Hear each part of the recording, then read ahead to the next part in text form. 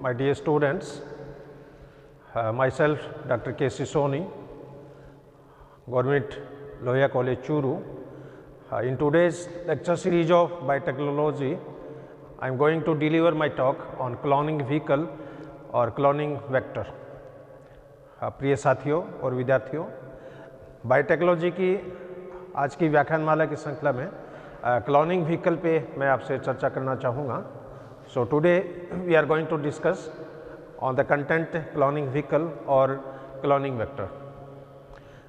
अब क्वेश्चन है कि क्लोनिंग व्हीकल क्या है, एक क्लोनिंग व्हीकल में क्या क्या लक्षण होने चाहिए और किन किन रचनाओं को क्लोनिंग व्हीकल के रूप में या वेक्टर के रूप में काम में ले सकते हैं. तो सबसे पहले तो क्लोनिंग व्हीकल या क्लोनिंग वेक्टर किसको बोलेंगे. क्लोनिंग वेक्टर ऐसे डीएनए मॉलिक्यूल्स होते हैं जिसमें किसी बाहरी डीएनए को अपन जोड़ सकते हैं. Cloning vehicle are those DNA molecules in which we can insert any external और फॉरेन डीएनए, और फॉरेन डीएनए जोड़ने के बाद में ये क्लोनिंग व्हीकल उनको रेप्लिकेट करता है, उनको अपने साथ साथ कैरी करता है, और फॉरेन डीएनए जो इंजर्ट किया है उससे जो प्रोडक्ट बनेगा वो प्रोडक्ट इस क्लोनिंग व्हीकल के द्वारा प्रोड्यूस होता रहता है. तो बायोटेक्नोलॉजी के अंदर, रिकॉम्बिनेंट डीएनए टेक्नोलॉजी के अंदर पूर्व व्याख्यान में जैसे मैंने आपको बताया था कि इस टेक्नोलॉजी में कुछ स्पेशल एंजाइमों की आवश्यकता होती है, कुछ इसके अंदर क्लोनिंग व्हीकल की आवश्यकता होती है. तो क्लोनिंग व्हीकल पे आज मैं ये अलग से ये व्याख्यान आपके लिए मैं शेयर करने जा रहा हूँ, और इसके साथ साथ एंजाइम्स पे भी एक मैं छोटा व्याख्यान आपके लिए डिलीवर करूँगा. तो cloning vehicle are those agents या cloning vehicles are those DNA molecules in which a foreign DNA can be inserted. अब क्वेश्चन है कि क्लोनिंग व्हीकल के लिए किन किन स्ट्रक्चर्स को काम में ले सकते हैं. तो क्लोनिंग व्हीकल के लिए मेनली प्लाज्मिड है, ये काम में आता है. बैक्टीरियोफेज वायरस का जो डीएनए है ये काम में आता है. कॉस्मिड को काम में लिया जाता है, फैस्मिड को काम में लिया जाता है. इसके अलावा प्लांट वायरस, इसको भी एज ए क्लोनिंग व्हीकल के रूप में काम में लेते हैं, और कुछ एनिमल वायरस हैं जिनको भी क्लोनिंग व्हीकल के रूप में काम में लेते हैं. अब यहाँ पर एक एक करके मैं, क्योंकि इनमें भी काफ़ी डिटेल चैप्टर है, पूरा चैप्टर है ये 20 पेज का है कम से कम, लेकिन बहुत ही शॉर्ट में और मेन चीज़ों को कवर करते हुए ये टॉपिक मैं आपके लिए शेयर करूँगा. So first vector is plasmid. अब प्लाज्मिड जो होते हैं ये बैक्टीरिया के अंदर, जैसे स्ट्रक्चर आपको पता हो, बैक्टीरिया के अंदर एक मुख्य गुणसूत्र होता है, मेन क्रोमोसोम जिसको बोलते हैं. उसके अंदर जीन्स की संख्या काफ़ी ज़्यादा होती है. अब इस मेन क्रोमोसोम के अलावा बैक्टीरिया के साइटोप्लाज्म में छोटे छोटे क्रोमोसोम्स और प्रेजेंट होते हैं, जिनको मिनी क्रोमोसोम्स के नाम से भी जाना जाता है, एक्स्ट्रा क्रोमोसोम के नाम से भी जाना जाता है, प्लाज्मिड के नाम से भी जाना जाता है. तो बैक्टीरिया में जो प्लाज्मिड्स पाए जाते हैं, इन प्लाज्मिड को एज ए क्लोनिंग वेक्टर के रूप में, एज ए क्लोनिंग व्हीकल के रूप में काम में ले सकते हैं. अब क्वेश्चन है कि इन प्लाज्मिड को क्यों काम में लेते हैं. इसके पीछे रीज़न क्या है कि एक तो इनका आकार बहुत छोटा होता है, they are very small in size. इसके अलावा इसमें पर्टिकुलर मार्कर्स प्रेजेंट होते हैं. मार्कर वो एरिया है या वो रीजन्स है जिसके कारण एक पर्टिकुलर प्लाज्मिड की पहचान होती है, एक इसके कारण इसका रिकॉग्निशन होता है. प्रत्येक प्लाज्मिड में एंटीबायोटिक्स के प्रति रेजिस्टेंट प्रॉपर्टी पाई जाती है, क्योंकि जब भी टिश्यू कल्चर में क्लोनिंग करते हैं तो उस कल्चर मीडियम के अंदर एंटीबायोटिक्स भी डालते हैं. तो इन प्लाज्मिड के अंदर टेट्रासाइक्लिन के प्रति, एम्पिसिलिन के प्रति प्रतिरोधी लक्षण भी पाए जाते हैं, और ये प्रतिरोधी लक्षण डेफिनेटली इन जीन्स की प्रेजेंट के कारण है. इसके अलावा प्लाज्मिड जो होते हैं इनमें सेल्फ रेप्लिकेशन की क्षमता होती है, इनमें सेल्फ रेगुलेशन की क्षमता होती है, और इसके अंदर टारगेट पॉइंट्स भी होते हैं. टारगेट पॉइंट वो पॉइंट है जहाँ पर कोई फॉरेन डीएनए है उसको जोड़ना है. इसके अलावा बैक्टीरिया से इनको आइसोलेट करना बहुत आसान है. इन विट्रो के अंदर इसके साथ फॉरेन डीएनए को जोड़ना बहुत आसान है, और हाइब्रिडाइजेशन होने के बाद में इस प्लाज्मिड को वापस बैक्टीरिया के अंदर अपन इम्प्लांट भी कर सकते हैं, ट्रांसप्लांट भी कर सकते हैं, और इसके अंदर एप्लीकेशन बहुत फास्ट है. क्योंकि बायोटेक्नोलॉजी का सबसे बड़ा जो बेनिफिट यही है कि आपका जो वांछित प्रोडक्ट है, जो प्रोडक्ट आप प्राप्त करना चाहते हो, वो बहुत ही कम समय में इस टेक्नोलॉजी के द्वारा आप प्राप्त कर सकते हो। तो ये कुछ रीजन्स हैं जिसके कारण एक प्लाज्मिड को एक वेक्टर के रूप में या क्लोनिंग व्हीकल के रूप में काम में लेते हैं। अब मेनली जो प्लाज्मिड जो काम में लेते हैं बायोटेक्नोलॉजी के अंदर, उसके अंदर मुख्य जो प्लाज्मिड है उसके अंदर एक तो PBr 322 और PBr 327। दूसरे प्लाज्मिड है इसमें PUC वेक्टर, तीसरे हैं इसमें यीस्ट प्लाज्मिड वेक्टर और चौथा है ट्यूमर इंड्यूसिंग प्लाज्मिड। तो 4 ये मेन एग्जाम्पल हैं।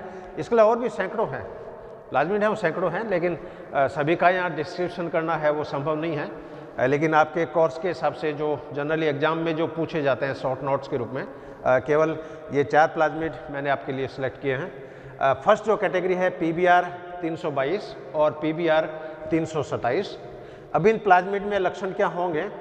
PBr 322 जो है ये मोस्ट सूटेबल है, it is most suitable plasmid. इसके अलावा ऑब्टेन इन विट्रो, इसको बॉडी के बाहर कल्चर मीडियम में इन विट्रो में भी इसको आप प्रिपेयर कर सकते हो।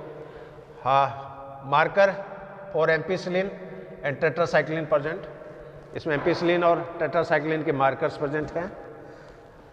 इसमें सो मैनी रेस्ट्रिक्शन साइट्स, यानी टारगेट साइट इसके अंदर कई है और कहीं पर भी आप फॉरेन DNA को आप इसके अंदर इंजर्ट कर सकते हो और इसका अणुभार कम होता है। अब इस प्लाज्मिड का अणुभार कम है तो इसके अंदर ज़्यादा अणुभार वाले DNA को आप जोड़ सकते हो। यदि प्लाज्मिड का अणुभार ज़्यादा है उस केस में छोटे अणुभार वाला DNA होगा, उसी को जोड़ा जाना संभव हो पाता है। अब चूंकि ये प्लाज्मिड, इसका आकार बहुत छोटा है, इसमें न्यूक्लियोटाइड की संख्या कम है, इसका मॉलिक्यूलर वेट कम है, इसलिए इसमें ज़्यादा अणुभार वाले DNA को, या यूँ कह सकते हैं ज़्यादा न्यूक्लियोटाइड श्रृंखला वाले DNA के सीक्वेंस को इसमें आप इंजर्ट कर सकते हो। तो ये जो करैक्टर्स हैं, ये लक्षण तो हैं PBr 322 प्लाज्मिड के। अब इसका जो सेकंड जो टाइप है PBr 327, इस प्लाज्मिड की फॉर्मेशन भी PBr 322 से हुई है। ये कैसे हुई है कि इसकी इस PBr 322 में न्यूक्लियोटाइड की सीक्वेंस है, एक से लेके कई संख्या है इसकी। अब इस न्यूक्लियोटाइड सीक्वेंस में 1427 से लेके 2516 तक एकदम कंटिन्यूस, 1427 से लेके 2516 तक के जो न्यूक्लियोटाइड सीक्वेंस है, ये एक तरह की नॉनसेंस सीक्वेंस है। और इन सीक्वेंस को जब हटा दिया जाता है एंडोन्यूक्लियस एंजाइम से, इन पॉइंट्स को कट करके जब रिमूव कर दिया जाता है, तो PBr 322 का जो वेक्टर था, उस वेक्टर में न्यूक्लियोटाइड की संख्या और भी कम हो जाती है। अब न्यूक्लियोटाइड की संख्या और भी कम होगी तो वेक्टर छोटा हो गया, वेक्टर का अणुभार कम हो गया। अब इसमें ज़्यादा लंबी श्रृंखला वाले DNA को आप इंजर्ट कर सकते हो। तो यहाँ पर PBr जो 327 है, इसकी फॉर्मेशन लेबोरेटरी में PBr 322 के द्वारा ही की गई है। किस विधि के द्वारा? PBr 322 जो प्लाज्मिड है, इसमें 1427 से लेके 2516 तक सीक्वेंस के जो न्यूक्लियोटाइड है, इसको एंडोन्यूक्लियस एंजाइम के द्वारा रिमूव कर दिया है। और रिमूव करने के बाद में जो बची जो शेष जो स्ट्रक्चर है, वो PBr 327 के नाम से जानी जाती है। और इस PBr 327 में भी टेट्रासाइक्लिन के प्रति रेजिस्टेंट जीन इसमें प्रेजेंट है और एम्पिसिलिन के प्रति भी रेजिस्टेंट जीन इसमें प्रेजेंट है।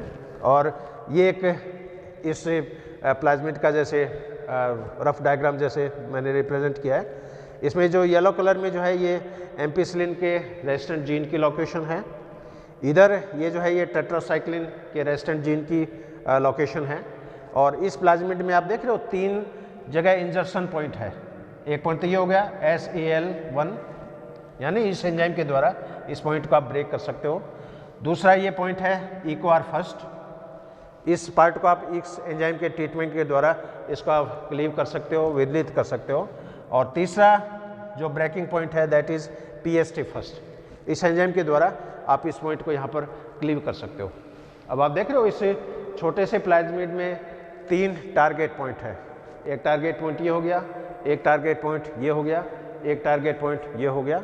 अब इन तीनों ही पॉइंट के ऊपर आप इस DNA को ब्रेक करके इसमें आप फॉरेन डीएनए है वो आप जोड़ सकते हो। तो यहाँ पर 3 डीएनए भी एक साथ अटैच कर सकते हो, सिंगल डीएनए भी आप इसमें अटैक कर सकते हो। और पर्टिकुलर एंजाइम की ये लोकेशन है, ये जो पार्ट है ये SAL फर्स्ट एंजाइम्स के द्वारा क्लीवेज होगा इसका, इस पॉइंट का EcoR फर्स्ट एंजाइम के द्वारा क्लीवेज होगा और इस पॉइंट का PST फर्स्ट एंजाइम के द्वारा क्लीवेज होगा।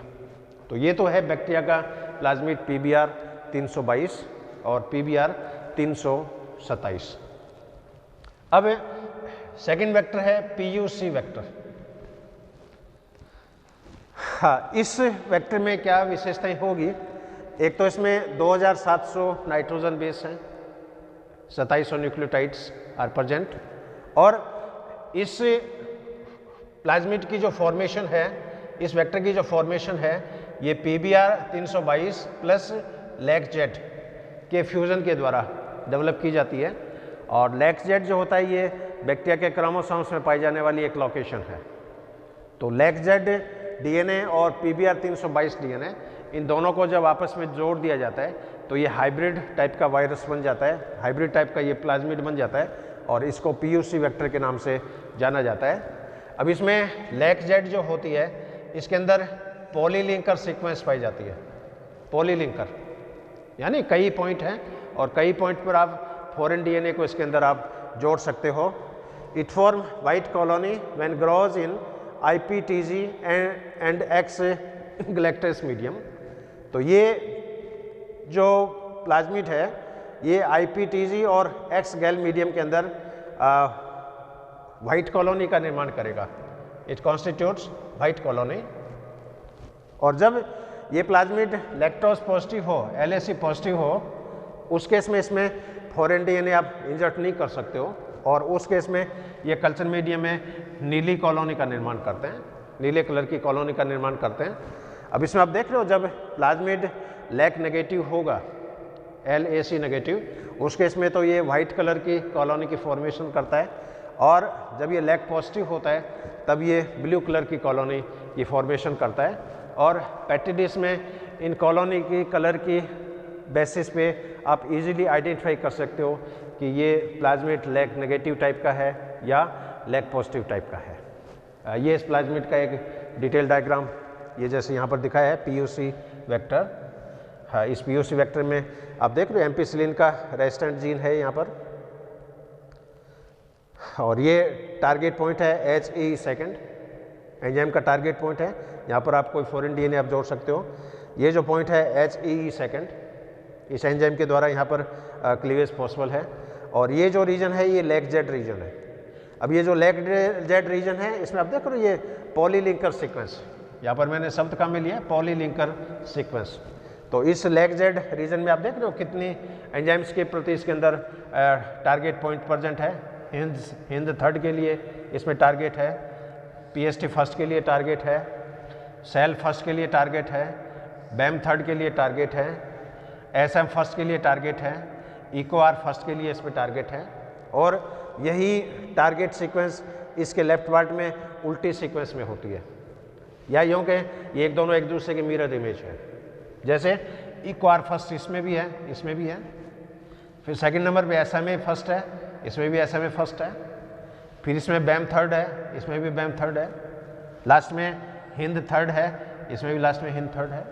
तो ये जो LAC-Z रीजन है ये काफ़ी इसके अंदर इम्पॉर्टेंट है और बायोटेक्नोलॉजी में इस पॉइंट का, इस टारगेट का जो यूज है वो मल्टीपल पर्पज़ के लिए, मल्टीपल प्रोडक्शंस के लिए, लाभदायक पदार्थों की उत्पत्ति के लिए इस साइट का उपयोग किया जाता है।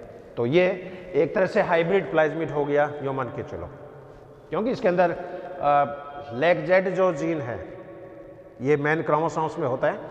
मैन क्रोमोसोम का जो जीन है वो प्लाज्मिड के साथ इसके अंदर इंजर्ट कर दिया है। तो एक तरह से हाइब्रिड वेक्टर है बन गया और इसको PUC वेक्टर के नाम से जाना जाता है। अब तीसरी टाइप के जो वेक्टर हैं ये that is yeast plasmid vector. तो यीस्ट में जो प्लाज्मिड होते हैं उनको भी क्लोनिंग व्हीकल के रूप में आजकल काम में लेते हैं। और यीस्ट प्लाज्मिड वेक्टर जो होता है इसके अंदर क्या होगा, जब ल्यूसीन नेगेटिव कोशिकाएं जो होती है, इन कोशिकाओं को जब ल्यूसीन पॉजिटिव प्लाज्मिड के साथ जब क्रॉसिंग करवाई जाती है उस केस में हाइब्रिडाइजेशन होता है, लेकिन यहाँ पर जो क्रॉसिंग ओवर होगा वो बहुत ही लो फ्रिक्वेंसी वाला होता है। इसको हम शॉर्ट में लिखा है LFCO, low frequency crossing over. तो जब ल्यूसीन नेगेटिव प्लाज्मिड को ल्यूसीन पॉजिटिव प्लाज्मिड के साथ मिक्स किया जाता है तो यहाँ पर कम आवृत्ति वाला एक तरह का जीन विनिमय होता है। अब लो फ्रिक्वेंसी में जब क्रॉसिंग ओवर होता है उस केस में नए वेक्टर्स की आवश्यकता होती है, नए प्लाज्मिड की आवश्यकता होती है।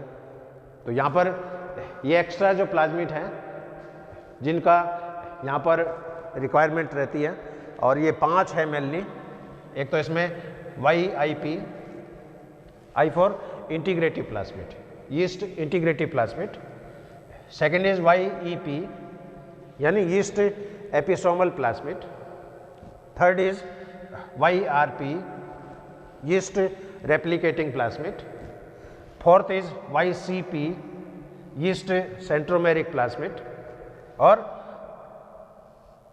पांचवी टाइप है इसमें YACP यानी यीस्ट आर्टिफिशियल क्रोमोसोम प्लाज्मिड।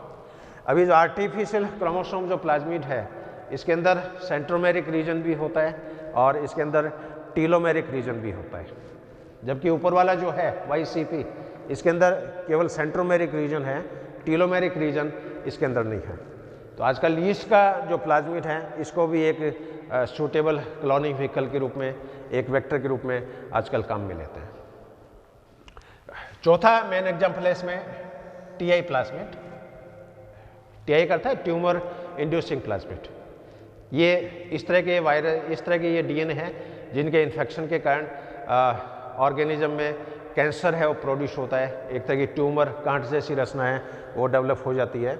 अब इसमें क्या होगा कि ये जो प्लाज्मिड है ये एग्रोबैक्टीरियम ट्यूमिफेसियंस में जैसे मेनली पाया जाता है। Foreign DNA cloned with TDNA, foreign DNA है वो इस ट्यूमिफेसियंस प्लाज्मिड के साथ उसके क्लोनिंग है वो पॉसिबल है। और by infection of agrobacterium it transfer to plant cells. Infection के बाद में इसको पादप कोशिका में स्थानांतरित कर सकते हैं और इसकी लेबोरेटरी में फॉर्मेशन PBR 322 के द्वारा भी कर सकते हैं। It can also be prepared by PBR 322। तो ये 4 मेन एग्जाम्पल आपसे मैंने शेयर किए हैं जो कि प्लाज्मिड कैटेगरी के हैं। इसमें PUC 322, PUC 327, PBR 322 और PBR 327, और second is PUC vector, third is yeast plasmid vector, fourth is TI plasmid. अब चलते हैं अपन सेकेंड फेज के, सेकेंड टाइप के क्लोनिंग वेक्टर में, जो कि बैक्टीरियोफेज वायरस में होता है। और बैक्टीरियोफेज वायरस के 3 एग्जाम्पल मैं यहाँ आपसे शेयर कर रहा हूँ। एक तो lambda GT10, lambda GT11। Second category है EMBL 3 और EMBL 4, और थर्ड कैटेगरी है चेरोन 34 और चेरोन 35। अब बैक्टीरियोफेज वायरस जो होते हैं इसको टैडपोल वायरस भी बोलते हैं, क्योंकि इनमें आगे हेड होता है, पीछे इसके अंदर टेल होती है, और टेल पे इस पर 6 स्पाइक्स लगी रहती है जिसके द्वारा ये किसी होस्ट के ऊपर अटैच होता है। तो बैक्टीरिया पे अटैच होने वाले जो वायरस हैं वो बैक्टीरियोफेज कहलाएंगे। प्लांट सेल्स पे अटैक करने वाले फाइटोफेज कहलाएंगे। एनिमल सेल्स पे अटैक करने वाले जूफेग के नाम से जाने जाते हैं। ब्लू ग्रीन एल्गी पे अटैक करते हैं वो साइनोफेग के नाम से जाने जाते हैं। तो यहाँ पर 3 एग्जाम्पल मैं आपसे शेयर कर रहा हूँ। अब इसका जो हेड जो होता है, इस हेड में क्या होता है, एक तो लीनियर DNA, बैक्टीरिया का प्लाज्मिड है वो तो सर्कुलर होता है, लेकिन बैक्टीरियोफेज वायरस का जो DNA है वो सर्कुलर रेखीय प्रकार का होता है, लीनियर टाइप का होता है। लेकिन इस वायरस का DNA जब किसी होस्ट सेल के अंदर प्रवेश कर जाएगा उसके बाद में 2 कंडीशन हो सकती है, या तो बैक्टीरियोफेज का DNA बैक्टीरिया के DNA के साथ जुड़ जाए, उस केस में लाइसोजेनी स्थिति है वो डेवलप हो जाएगी, या वायरस का DNA बैक्टीरिया की सेल में एंटर करने के बाद में इंडिपेंडेंट रूप से वो सेपरेट रहे, उस केस में लाइटिक साइकिल जो होती है वो संपादित होती है। अब बैक्टीरियोफेज का DNA छोटा होने के कारण इसका मॉलिक्यूलर वेट कम है, और मॉलिक्यूलर वेट कम होते हो इसमें बाहर का जो DNA है उस DNA को इसमें आप इंजर्ट कर सकते हो, जिसका अणुभार ज़्यादा हो या जिसमें नाइट्रोजन बेस की सीक्वेंस ज़्यादा हो। तो यहाँ पर 3 मेन एग्जाम्पल मैं आपसे शेयर करूँगा। First category is lambda GT10 and lambda GT11। अब इस वेक्टर की क्या विशेषताएं होगी? It is modified lambda fake. Lambda fake का ये रूपांतरित प्रतिरूप है। Lambda G11 is a type of expression vector. एक तरह से अभिव्यक्ति वाहक के रूप में यह कार्य करता है। और लैम्डा GT10 जो होता है इसमें अणुभार इसका होता है 43 kilo base. Double strand DNA इसके अंदर पाया जाता है। और बाय इंजर्शन ऑफ DNA इसके अंदर Cl पॉजिटिव इनएक्टिव हो जाएगा और Cl नेगेटिव बैक्टीरियोफेज है वो इसके अंदर प्रोड्यूस होता है। अब यहाँ पर जब लैम्डा GT10 और Cl नेगेटिव यदि होगा उस केस में ये कल्चर मीडियम में अस्पष्ट कॉलोनी का निर्माण करते हैं। They form unclear colony. और जब लैम्डा GT10 और Cl पॉजिटिव सिचुएशन होगी उसमें ये कल्चर मीडियम में एकदम साफ एकदम क्लियर कॉलोनी की फॉर्मेशंस करता है। तो कल्चर मीडियम में पेट्री डिश में इनकी कॉलोनी यदि अनक्लियर है इट मीन्स ये वेक्टर जो है वो Cl नेगेटिव है। यदि इसकी स्पष्ट कॉलोनी बन रही है इट मीन्स ये Cl पॉजिटिव टाइप का वेक्टर है। अब सेकेंड टाइप का जो इसमें वेक्टर है दैट इज EMBL3 और EMBL4। अब इस वायरस का जो यूज होता है इसमें क्या होगा? यूकैरियोट के DNA को आप इंजेक्ट कर सकते हो। प्रोकैरियोट का DNA तो इंजेक्ट होता ही है। यूकैरियोट का जो DNA है वो DNA इस वायरस के DNA के साथ अटैच हो सकता है। तो यहाँ पर ये ग्राफिक रिप्रेजेंटेशन मैंने दिखाया है। ये जैसे व्हाइट कलर में ये बैक्टीरियोफेज का DNA है और येलो कलर में जो दिखाया है ये यूकैरियोट का DNA। अब बैक्टीरियोफेज का जो DNA है इसके अंदर बीच का जो पार्ट होता है ये नॉन एसेंशियल होता है, नॉनसेंस होता है, उसकी कोई आवश्यकता नहीं है। और ये नॉन एसेंशियल जो पार्ट है इसको एंडोन्यूक्लियस एंजाइम के द्वारा कट करके इसको सेपरेट कर देंगे। तो एंडोन्यूक्लियस एंजाइम से सेपरेट करेंगे तो इस बैक्टीरियोफेज के DNA देख लो ये एडेसिव जॉइंट्स बन गए, 2 तरह के जॉइंट्स बन गए।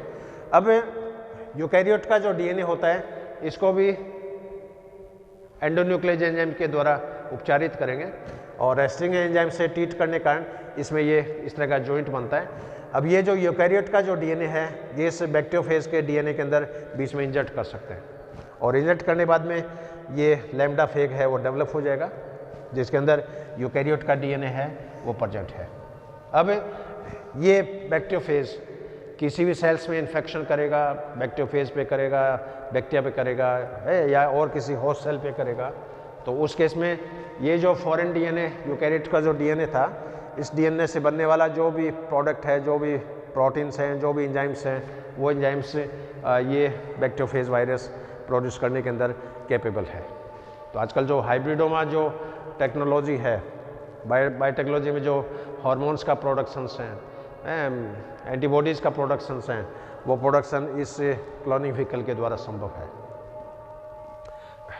तीसरे एग्जाम्पल है इसमें चेरोन 34 और चेरोन 35। अब ये जो है both are differ in central part. अब चेरोन 34 और चेरोन 35 इन दोनों में क्या होगा? बीच का जो पार्ट है DNA का जो सेंट्रल पार्ट है वो दोनों में अलग अलग है। परिधि वाले पार्ट है वो तो दोनों सेम है। मोर रेस्ट्रिक्शन साइट, इसमें रेस्ट्रिक्शन साइट है वो ज़्यादा होती है। After fragmentation left and right part must be separated और फ्रेगमेंट करने के बाद में बायां भाग और दायां भाग इन दोनों को आप इजीली एक दूसरे से आइसोलेट कर सकते हो, एक दूसरे से सेपरेट कर सकते हो। तो ये 3 मेन एग्जांपल बैक्टीरियोफेज वायरस के lambda GT10, lambda GT11, EMBL3, EMBL4 और चेरोन 34 एंड चेरोन 35। तो ये बैक्टीरियोफेज वायरस के वेक्टर्स। अब चलते हैं अपन कॉस्मिड। कॉस्मिड जो वेक्टर है ये एक तरह का हाइब्रिड वेक्टर है। It is a type of hybrid vector which is originated by plasmid. इसकी उत्पत्ति प्लाज्मिड के द्वारा होती है। It contain cos site of lambda phage. Cosmid नाम ही इसलिए दिया है कॉस्मिड के अंदर क्या है, बैक्टीरिया का डीएनए है प्लस बैक्टीरियोफेज वायरस का डीएनए। तो बैक्टीरियोफेज वायरस का जो डीएनए है उसमें कॉस स्थल वाला जो डीएनए होता है वो डीएनए इस प्लाज्मिड के साथ क्या है, इंजर्ट हो जाता है। Prepared by Colin and Horn, इसका निर्माण कॉलिन और हॉर्न ने किया था। Viral coding protein genes are absent, so cell lysis not occur. अभी इस प्लाज्मिड में क्या है कि वायरस में कैप्सिड बनाने वाले जो जीन्स हैं वो जीन इसमें एब्सेंट होते हैं। अब कैप्सिड बनाने वाले जीन एब्सेंट है तो इसमें प्रोटीन सिंथेसिस तो होगा, लेकिन वायरस के कैप्सिड बनाने वाले जो प्रोटीन्स हैं उन प्रोटीन्स का इसके अंदर सिंथेसिस नहीं होगा। वो सिंथेसिस नहीं होगा तो इसके अंदर सेल की लाइसिस नहीं होगी, सेल में लाइटिक साइकिल संपन्न नहीं होगी, लाइसोजेनी स्थिति है वो इसके अंदर संपादित हो सकती है। And it is used for the construction of gene bank. और ये कॉस्मिड जो है इनका बहुत बड़ा सिग्निफिकेंस है। और जीन बैंक जो होता है, जीन लाइब्रेरी जो होती है, उस लाइब्रेरी के निर्माण में इसका यूज किया जाता है। और इस टेक्निक को इस ग्राफिक चित्र के माध्यम से जैसे मैं दिखा रहा हूँ, ये जैसे बैक्टीरियोफेज वायरस का डीएनए लीनियर टाइप का, ये डीएनए है और ये कॉस साइट है, कॉस स्थल है। अब इसके अंदर रेजिस्टेंट पॉइंट है, इसमें एंटार का रेजिस्टेंट पॉइंट है, ये ऑरिजिन पॉइंट है इसमें। अब ये यहाँ से कटेगा, इस सर्कुलर डीएनए को यहाँ से कट करेंगे तो ये डीएनए क्या होता है, लीनियर हो जाता है। अब ये जो डीएनए है, ये डीएनए इसमें इस पॉइंट के ऊपर इंजर्ट हो जाएगा। तो ये ब्लू कलर का जो डीएनए ये आप देख रहे हो, इस येलो कलर के दोनों कोस साइट के बीच में जैसे इंजर्ट हो गया। और यहाँ पर इस कोस साइट और ये कोस साइट, इन दोनों बीच में जो इंटरवल है ये है 37 से 50 किलो बेस का, यानी 37,000 से 50,000 किलो बेस, किलो मतलब 1,000, 37,000 से 50,000 नाइट्रोजन बेस का इंटरवल इस दोनों कोस स्थल के बीच में है। अब इस हाइब्रिड डीएनए की इसमें असेंबली होगी और ये डॉटर प्रोजेनी जो बनेगी, इस डॉटर प्रोजेनी के अंदर ये कॉस्मिड टाइप का सैंपल जो होता है वो प्रेजेंट होता है। अब इसमें जो कॉलोनी बनती है उस कॉलोनी में फिर स्क्रीनिंग कर लेते हैं और स्क्रीनिंग में जो ये जो रेजिस्टेंट प्रोडक्ट वाले जो कॉलोनी है वो इसके अंदर अलग कलर में ही डिटेक्ट हो जाती है, आइडेंटिफाई हो जाती है। तो कॉस्मिड का भी आजकल बहुत ज़बरदस्त यूज़ है रिकॉम्बिनेंट डीएनए टेक्नोलॉजी में। अब चौथी टाइप है इसमें फैसमिड। ये भी एक बहुत इम्पॉर्टेंट प्लाज्मिड है और इसमें नाम से स्पष्ट है, फेज प्लस प्लाज्मिड, यानी बैक्टीरियोफेज और प्लाज्मिड के फ्यूजन से बनने वाली जो हाइब्रिड रचना जो होती है, संकरित रचना जो होती है, वो फैसमिड के नाम से जानी जाती है। इसमें मल्टीपल क्लोनिंग साइट्स होती है, यानी इसके अंदर टारगेट पॉइंट्स काफ़ी ज़्यादा है और अलग अलग टारगेट पॉइंट्स पे आप अलग अलग डीएनए हैं उसको आप इंजर्ट कर सकते हो। Induced lac I and lac Z site, इसके अंदर प्रेरित लैक फर्स्ट और लैक जेड जो श्रृंखलाएँ होती है वो इसके अंदर प्रेजेंट है। इसमें एम्पिसिलिन का रेजिस्टेंट जीन है वो प्रेजेंट है। और ये जो हाइब्रिड जो फैसमिड होता है ये फैसमिड के रूप में भी काम कर सकता है, प्लाज्मिड के रूप में भी काम कर सकता है और बैक्टीरियोफेज वायरस के रूप में भी काम कर सकता है। तो मल्टीपर्पज़ है। It acts as a plasmid, it also acts as a phage DNA. ये इसका जैसे सर्कुलर डायग्राम दिखाया एक फैसमिड का, इसमें ये P ब्लू स्क्रिप्ट सेकंड है, KST पॉजिटिव या नेगेटिव। अब इसके अंदर आप देख रहे हो ये कॉल ई फर्स्ट ऑरिजिन पॉइंट है। ये इसके अंदर कई टारगेट पॉइंट हैं जो अलग अलग रेस्ट्रिक्ट एंजाइम के द्वारा यहाँ पर इनका क्लीवेज हो सकता है, जैसे PVU second, BSS S second, PNL, SACL, PUL, NAEL। इसके अलावा ये PVUL, SCAL, XMNL, SSPL, SSPL। तो ये अब इसके अंदर तो इसमें टारगेट पॉइंट्स बहुत ज़्यादा है और टारगेट पॉइंट जब ज़्यादा होंगे तो कई टारगेट पॉइंट पर आप अलग अलग डीएनए को भी इंजर्ट कर सकते हो। तो एक टारगेट पॉइंट है तो एक डीएनए जुड़ गया, 2 टारगेट पॉइंट है तो उसमें 2 फॉरेन डीएनए जुड़ गए, 3 टारगेट पॉइंट है तो उसमें 3 फॉरेन डीएनए जुड़ गए। तो आजकल बायोटेक्नोलॉजी में इन फैसमिड का भी काफ़ी यूज है वांछित प्रोडक्शंस को पाने के लिए। अब चलते हैं अपन प्लांट वायरस। प्लांट वायरस वो वायरस होते हैं जो जनरली प्लांट्स पे अटैक करता है, और प्लांट वायरस जो होते हैं इसमें जेनेटिक मटेरियल जो होता है वो जनरली आरएनए होता है। एनुअल वायरस जो होते हैं उसके अंदर जेनेटिक मटेरियल आरएनए भी होता है, डीएनए भी होता है। अब यहाँ पर कुछ एग्जाम्पल है जैसे CAMV यानी कोकम्बर मोजाइक वायरस। तो कुकुरबिट्स जो होते हैं, कद्दू जो होते हैं, पेठे होते हैं, कोहले होते हैं, कुकुरबिट्स के अंदर इन वायरस का इन्फेक्शन होता है। इसके अलावा TMV टोबैको मोजाइक वायरस, तंबाकू के जो प्लांट है उनमें इस वायरस का इन्फेक्शन देखने को मिलेगा। और जेमिनी वायरस, ये जुड़वा वायरस बोलते हैं इसको, हाइब्रिड वायरस है।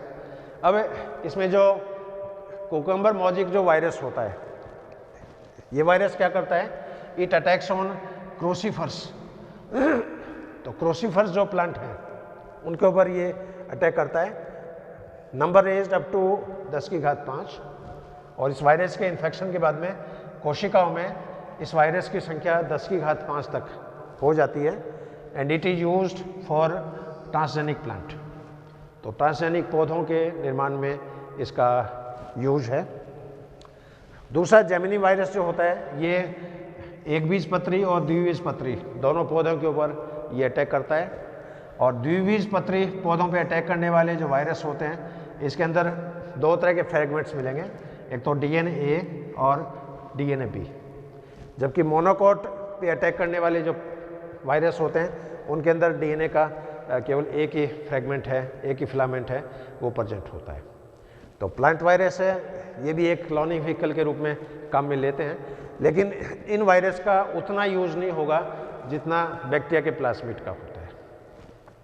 और इसी तरह एनिमल वायरस जो होते हैं, प्राणियों पे जो अटैक करने वाले जो वायरस हैं, इनको भी एज ए क्लोनिंग वेक्टर के रूप में अपन काम में ले सकते हैं। Acts as a cloning vehicle, animal virus भी क्लोनिंग व्हीकल के रूप में काम में लेते हैं। Use for transfer of DNA in culture cell. तो संवर्धन जो कोशिकाएं होती है उसके अंदर DNA के स्थानांतरण में इसका यूज हो सकता है, जीन के एम्प्लीफिकेशन में इसका यूज हो सकता है, अन्य जीन के एक्सप्रेशन में, अभिव्यक्ति में इसका यूज हो सकता है, और मेडिकल साइंस में जीन थेरेपी में भी इसका यूज होता है। तो आजकल जो कैंसर की जो बीमारी है, इसके अलावा जो ऑटोइम्यून जो डिजीज है उसके ट्रीटमेंट में जीन थेरेपी एक बहुत ही कामगार टेक्निक है, जिसमें हेरिडिटरी डिजीज जो होती है उनका ट्रीटमेंट इस टेक्निक से किया जाता है। तो ये एक नटसेल में अपना व्याख्यान क्लोनिंग वेक्टर या क्लोनिंग व्हीकल, इसको मैं एक बार फिर शॉर्ट में रिपीट कर दूं। क्लोनिंग व्हीकल वो DNA के मॉलिक्यूल्स होते हैं जिसमें किसी बाहरी DNA को जोड़कर आप इसको किसी भी वांछित प्रोडक्ट के प्रोडक्शंस के लिए इसको आप काम में ले सकते हो। अब क्लोनिंग व्हीकल जो है, क्लोनिंग व्हीकल के लिए बैक्टीरिया के प्लाज्मिड काम में आते हैं, बैक्टीरियोफेज वायरस का DNA काम में आता है, कॉस्मिड काम में आता है, फैसमिड काम में आता है, प्लांट वायरस को भी काम में लेते हैं, और आजकल प्राणी वायरस है इनको भी काम में लेते हैं। अब बैक्टीरिया के जो प्लाज्मिड होते हैं वो क्या होता है, मेन क्रोमोसोम के अलावा छोटे छोटे क्रोमोसोम्स पाए जाते हैं जिनको मिनी क्रोमोसोम या एक्स्ट्रा क्रोमोसोम्स या प्लाज्मिड के नाम से जाना जाता है। और एक बैक्टीरिया में सैकड़ों तरह के प्लाज्मिड्स हैं, क्योंकि हर प्लाज्मिड में कोई न कोई जीन्स होता है, वो कोई न कोई फंक्शंस करता है। और प्लाज्मिड छोटे आकार के होते हैं, सर्कुलर होते हैं, इनमें सेल्फ रेप्लिकेशन होता है, सेल्फ रेगुलेशन होता है, इनको बैक्टीरिया से इजीली सेपरेट कर सकते हैं, इनकी अपनी अपनी मार्कर होती है, इनके अंदर पर्टिकुलर टारगेट पॉइंट होते हैं जहाँ पर फॉरेन DNA आप इंजर्ट कर सकते हो, और हाइब्रिड होने के बाद में इसको आप बैक्टीरिया में वापस ट्रांसप्लांट कर सकते हो। तो ये कई लक्षण हैं, इन लक्षणों के कारण बैक्टीरिया के प्लाज्मिड को क्लोनिंग व्हीकल के रूप में काम में लेते हैं। और यहाँ पर 4 एंजाइम मैंने आपसे शेयर किए हैं, PBR 322 और PBR 327, PUC वेक्टर, यीस्ट का प्लाज्मिड वेक्टर और ट्यूमर इंड्यूसिंग प्लाज्मिड। इसी तरह बैक्टीरियोफेज में 3 एग्जाम्पल मैंने आपसे शेयर किए हैं, lambda GT10, lambda GT11, EMBL3rd, EMBL4th और चेरॉन 34 एंड चेरॉन 35। कॉस्मिड के अंदर, कॉस्मिडाइज के अंदर लेमडा की कॉस साइट, लेमडा फेग होता है, उसकी कॉस स्थल प्रेजेंट होती है, इसलिए इसको कॉस्मिड के नाम से जाना जाता है। और फेजमिड है, ये भी एक तरह की हाइब्रिड स्ट्रक्चर है जिसमें बैक्टीरियोफेज का डीएनए है और बैक्टीरिया का डीएनए। तो ये बैक्टीरियोफेज के रूप में भी काम करता है और बैक्टीरिया के रूप में भी काम करता है। तो इसमें दोनों ही प्रॉपर्टी है, it act as a phage and it act as a plasmid. ये इसका लीनियर डायग्राम जैसे मैंने शो किया है। इसके अलावा प्लांट वायरस, इसमें मेनली कुकम्बर मोज़ेक वायरस हैं, ट्यूमर मोज़ेक वायरस हैं, जेमिनी वायरस हैं, इनको काम में लेते हैं। और प्राणी कोशिकाओं पे अटैक करने वाले कुछ वायरस जो हैं उनको भी एज ए क्लोनिंग व्हीकल के रूप में काम में लेते हैं। तो ये एक नट सेल में आज का अपना व्याख्यान। हालांकि चैप्टर ये बहुत लंबा है और सभी के डायग्राम बनाना यहाँ संभव नहीं है क्योंकि बोर्ड में स्पेस कम है। और वैसे डिटेल में जाए तो इन हर प्लाज्मिड की फिगर बनता है, YIP का बनता है, YEP का बनता है, YRP का बनता है, YCP का बनता है, YACP का बनता है। तो इन सभी प्लाज्मिड के डायग्राम मैंने यहाँ ड्रॉ नहीं किए हैं, लेकिन इनका जो बेस जो है वो ये प्लाज्मिड है। तो PBr 322 जो होता है, इस प्लाज्मिड को लेबोरेटरी में यूज करके इसके अंदर कोई भी DNA जोड़ के इससे आप कई वैरायटी के प्लाज्मिड हैं वो साइंटिस्ट ने डेवलप किए हैं। और ये एक संक्षेप में आज का अपना व्याख्यान क्लोनिंग व्हीकल क्या है। अब क्लोनिंग व्हीकल के बाद में फिर इसमें जो एंजाइम्स हैं, रेस्ट्रिक्शन एंजाइम्स हैं। तो रेस्ट्रिक्शन एंजाइम्स क्या होते हैं, कितनी प्रकार के होते हैं, कौन कौन से एंजाइम्स हैं, उनके पर्टिकुलर टारगेट सीक्वेंस क्या होती है, उससे होने वाली ब्रेकिंग है वो कितने प्रकार की होती है। तो अपना जो नेक्स्ट व्याख्यान जो रहेगा वो रेस्ट्रिक्शन एंजाइम्स पे रहेगा या enzymes used in recombinant DNA technology. इसके बाद क्लोनिंग टेक्निक पे एक अलग से एक व्याख्यान बनेगा क्योंकि एक समरी के रूप में एक व्याख्यान मैंने पहले आपके लिए डिलीवर किया है, लेकिन इनको इंडिविजुअल डिटेल में एक्सप्लेन करना भी क्या है बहुत ज़रूरी है। तो बायोटेक्नोलॉजी बहुत ही एक इमर्जिंग ब्रांच है, काफ़ी इंटरेस्टिंग ब्रांच है और इस ब्रांच में कैरियर के रूप में काफ़ी स्कोप है। इंडिया में तो हालांकि कम है, लेकिन आजकल जितनी भी फार्मा कंपनियाँ आ रही है, मेडिकल कंपनियाँ आ रही हैं, बायोटेक्नोलॉजी अपने इंडिया में बायोकॉन कंपनी है, जैसे मेडिकल में रैनबैक्सी है, सिप्ला है, कैडिला है। अब ये कोरोना की वैक्सीन का जैसे प्रोडक्शंस है वो लॉन्च हो गया, वैक्सीनेशन इंडिया में स्टार्ट हो गया। अब इतने कम टाइम में इस वायरस के अगेंस्ट जो वैक्सीन्स बनी है उस वैक्सीन्स में डेफिनेटली इस बायोटेक्नोलॉजी का यूज है। यदि ये आइडिया अपने पास नहीं होती तो इसका वैक्सीन प्रोडक्शन है वो संभव ही नहीं हो पाता, क्योंकि काफ़ी डिस्कवरी जीन है उसके बारे में बहुत डेप्थ में नॉलेज है इसमें साइंटिस्ट को है और सैकड़ों तरह की टेक्निक्स हैं। हर जीन की एनालिसिस पॉसिबल है, सीक्वेंसिंग पॉसिबल है, वर्किंग मैकेनिज्म पॉसिबल है, उसका इनहिबिशन कैसे होता है, एनहांसमेंट कैसे होता है, पॉजिटिव कंट्रोल है या नेगेटिव कंट्रोल है, एवरीथिंग, क्योंकि इसमें कुछ भी अछूता नहीं है। इस तरह की डिवाइसेज हैं डेवलप हो गई कि अब हर जीन की बहुत डिटेल में जो डिस्कवरी है उसकी जो जानकारी है वो आजकल संभव है। तो ये एक नेट सेल में आज का अपना व्याख्यान। और एक बार मैं हमारे डिपार्टमेंट की तरफ से, हमारे कॉलेज की तरफ से, मेरी तरफ से I am highly thankful to you for listening this lecture. Have a good day, have a great day. Thank you very much.